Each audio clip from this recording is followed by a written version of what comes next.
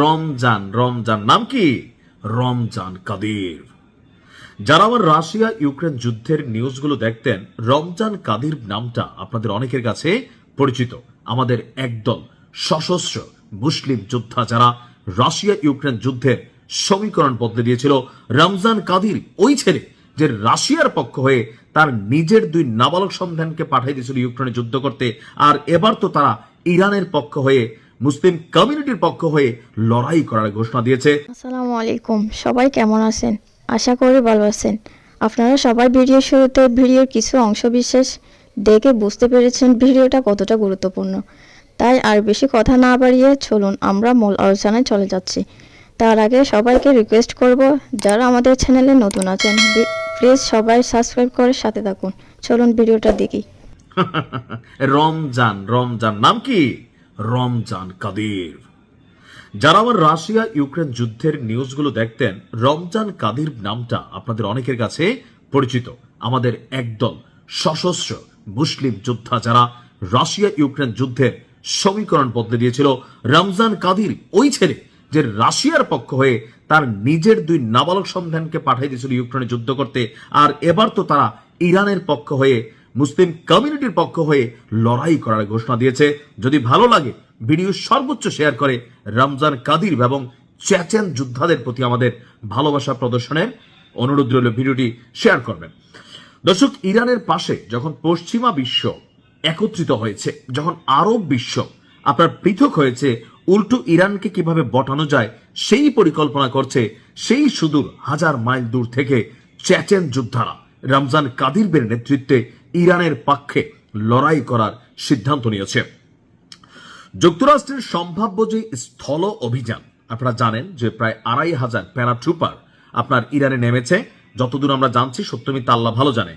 তো হামলার হুমকিতে থাকা ইরানের সাহায্যে সরাসরি যুদ্ধে অংশ নেওয়ার ঘোষণা দিয়েছে রাশিয়ার চেচেন প্রজাতন্ত্রের বীর যোদ্ধারা। রমজান কাদিরের নেতৃত্বাধীন এই বাহিনী যুক্তরাষ্ট্র এবং ইসরায়েলের বিরুদ্ধে চলমান এই যুদ্ধকে ইরানকে রক্ষার জিহাদ হিসাবে আখ্যায়িত করেছে। একই সঙ্গে তারা এই লড়াইয়ে ভালো এবং মন্দের যুদ্ধ বলেও অভিহিত করেছে। যখন আমরা দেখছি মার্কিন যুক্তরাষ্ট্র একের পর এক বড় বড় মিশন পরিচালনা করছে, ইরান অনেকটু কাবু হচ্ছে, বাট পাল্টা তারাও জবাব দিচ্ছে তাদের ভান্ডারে থাকা মেশিনারিজে। ঠিক তখনই এই ঘোষণা ইরানি যোদ্ধাদের সাহস আরো কয়েক গুণ বাড়িয়ে দিবে। গত কয়েক সপ্তাহের আকাশপথে হামলায় আশানুরূপ ফল না পাওয়ায় মার্কিন যুক্তরাষ্ট্র তারা সিদ্ধান্ত নিয়েছে যে ইরানে স্থলবাহিনীর অভিযান শুরু করবে।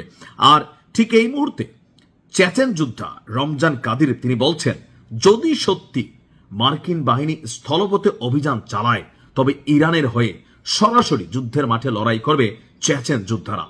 দর্শক, তেহরান এবং ওয়াশিংটনের মধ্যকার এই যে যুদ্ধ চলছে, এর মাঝখানে এই চেচেন যোদ্ধাদের কানেক্টিভিটি 3য় বিশ্বযুদ্ধের একটা বার্তা দিচ্ছে। আবার কেউ কেউ মনে করছেন যে এটার পেছনে আসলে পুতিন কাকু দায়ী। অর্থাৎ রাশিয়ার যে রাষ্ট্র, এই রাষ্ট্রটার খুবই মিত্র একটা শক্তি বা সাপোর্টিং শক্তি হচ্ছে চেচনিয়া।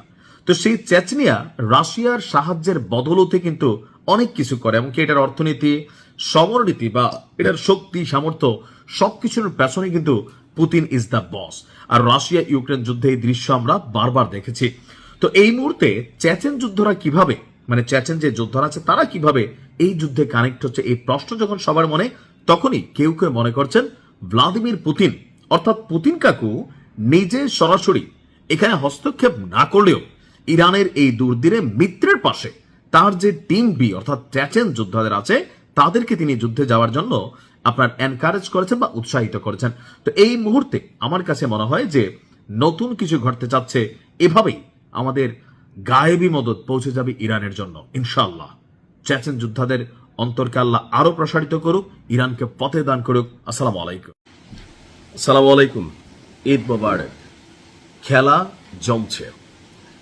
আমি প্রথমে ভাবছিলাম যে ইরান আসলে একটা সিদ্ধান্ত নিবে, তবে এই টাইপের হুলস্থুল সিদ্ধান্ত নিবে সেটা অনেকে বোঝেন নাই। যদি শুনতে ভাল লাগে তাহলে যারা ইরানের ফলোয়াররা আছেন ভিডিওটা সর্বোচ্চ শেয়ার করবেন। কথা বলছি, গতকালকে আপনাদেরকে বলছিলাম যে ইরান একটা বিশেষ প্যারাট্রুপার ফোর্স এটা নিয়োগ করছে কোথায়? ইরানে।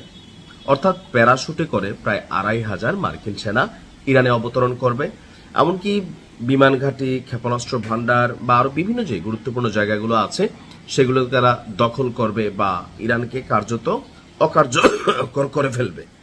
তো প্রশ্ন হচ্ছে, ইরান কি বৈশা বৈশা আঙ্গুল চুষবে? মধ্যপ্রাচ্যের বিভিন্ন ঘাঁটিতে তারা পাঠাবে 7,500, 2,500 আসবে আকাশপথে ওইটা, অর্থাৎ 10,000। তো সেই 10,000 সেনার বিপরীতে মার্কিন যুক্তরাষ্ট্রের 10,000 সেনার বিপরীতে 10 লক্ষ সেনা মোতায়েন করতে যাচ্ছে ইরান। আর এই খবরে যারা স্থল অভিযান চালাইতে আসবে এদের মানসিক অবস্থাটা কি আপনি জাস্ট একবার ভাবেন।